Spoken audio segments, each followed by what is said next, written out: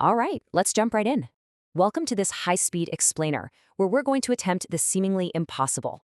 We are taking the entire sprawling saga of American history, from its earliest, messiest beginnings all the way up to our modern era, and distilling it into a single, cohesive narrative.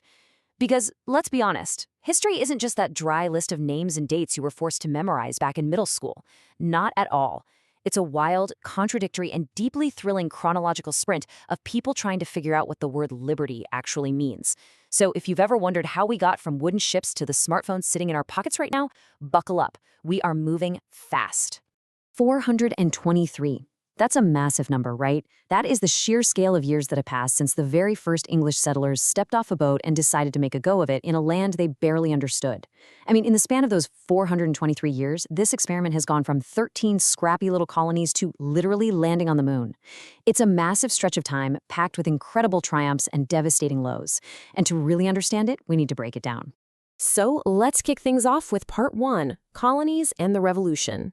The whole American experiment started as just a glint in a European merchant's eye. Back in 1603, King James I takes the throne over in England.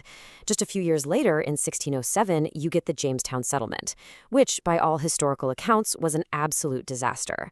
I mean, settlers were literally eating their boots just to survive those harsh winters. But they stuck it out. By 1620, the Pilgrims land at Plymouth. Now fast forward through over a century of slow growth, and tensions really begin to boil over, leading right up to the famous Boston Tea Party in 1773. That directly sets the stage for 1776, when a group of guys in Philadelphia signed what was essentially a massive breakup letter to the king, known as the Declaration of Independence. And against all odds, by 1783, the Treaty of Paris made their victory official. Now, you have to remember, during those first 150 years, the original 13 colonies were definitely not a unified country at all. They were much more like 13 very different siblings who kind of just argued with one another all the time. You had the deeply religious North operating right alongside the plantation-driven agricultural South. And the stark contrast between these two early regions laid the groundwork for deep divisions that would end up shaping the entire future of the country. So, what actually brought those arguing siblings together? Well, money, of course. Following a series of really expensive global wars, King George III decided the colonies needed to foot the bill. So Britain starts levying heavy taxes on the American colonists. And this just lit a fuse. The colonists demanded a voice in Parliament if they were going to be taxed. And when they were flat out denied, it sparked the revolution that led George Washington and his ragtag Continental Army, with a whole lot of help from the French, by the way, to somehow, absurdly, defeat the ultimate global superpower of the time and win their sovereignty. Moving right along to part 2, expansion, growth, and division. So now we've got a brand new nation, and honestly, it starts acting a lot like a teenager going through a massive, painful growth spurt. This explosive era kicks off in 1787 with the drafting of the Constitution, which is the very blueprint for the government still running things today. Over the next few decades, the nation pushes relentlessly westward, fueled by massive events like the Louisiana Purchase and the absolute frenzy of the 1849 gold rush. But all of this rapid expansion was straining the foundational cracks of the country, eventually leading to the horrific breaking point of the American Civil War, which tore the nation apart from 1861 until the Union was finally preserved in 1865. $15 million. Just think about that. In 1803, President Thomas Jefferson secured an unbelievable bargain from Francis Napoleon Bonaparte. For just $15 million, which breaks down to roughly 4 cents an acre, if you can believe it, the United States purchased the Louisiana Territory, effectively doubling the physical size of the country literally overnight. It was, without a doubt, the ultimate real estate deal. And this massive land purchase sparked a really defining ideology: manifest destiny. This was the core 19th century belief that Americans were profoundly destined to spread out and settle the entire North American continent. And look, this idea drove incredible triumphs of exploration like the famous Lewis and Clark expedition. But we absolutely have to look at the other side of the coin here. This relentless Western expansion resulted in deep, heartbreaking tragedies, notably the Trail of Tears, where indigenous peoples were forcibly and brutally removed from their ancestral lands just to make room for that growth. And as the country kept expanding its borders, there was this massive, dark cloud hanging over all of that growth: the issue of slavery. The North and the South were no longer just arguing about taxes or representation. They were arguing about the fundamental humanity of millions of enslaved people. This brutal reality caused a massive ideological rupture. When the tension finally snapped in 1861, it launched the bloodiest conflict in American history.